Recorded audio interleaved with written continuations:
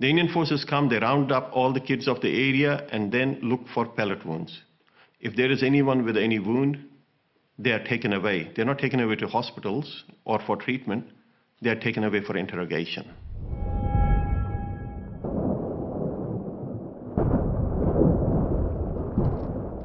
Growing up in Kashmir has different perspectives to it. One is life in one of the most beautiful places in the world. It's also referred to as heaven on earth. Then there's the other side to it where you have the military presence, and the BJP-led government of India passed a law within the Indian Parliament, basically revoking the legal connection between Kashmir and India. And that was, the status was changed. It was made as a centrally administered territory. Now this was done without any consultation with the opposition parties in India, without the consultation of Kashmiris themselves. And India is supposed to be the largest democracy in the world. Kashmir was a nation with its own flag, with its own constitution, and with its own head of state. So coming back to 5th of August, that was revoked with one stroke of pen.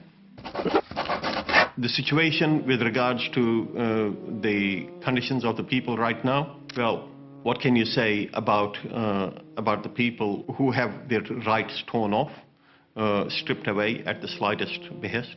We were expecting that after 5th of August, this big change, Kashmir will explode because people will not take it. And personally, I was really surprised that nothing has happened, or we don't know what is happening in Kashmir. The way the Indian government has got the Kashmir in lockdown and using all the modern technologies, they have cancelled all the internet connections, phone connections, landline connections. There are barbed wires on the streets. People cannot move.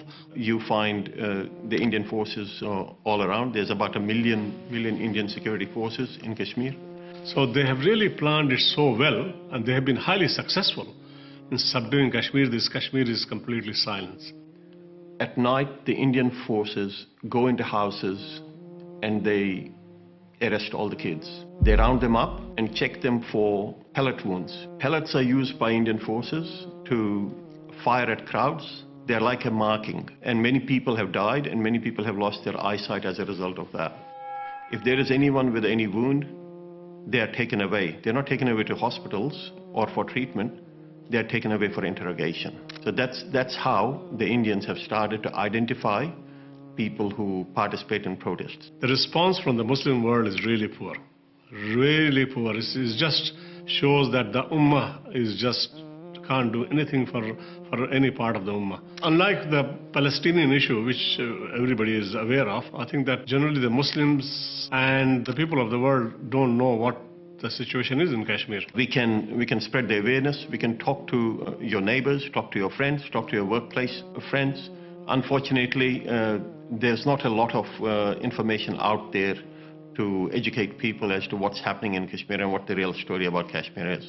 So if you're seeing this, if you're watching this video, please pass it on. Speak up, and inshallah you will be rewarded for that, for speaking up itself, inshallah.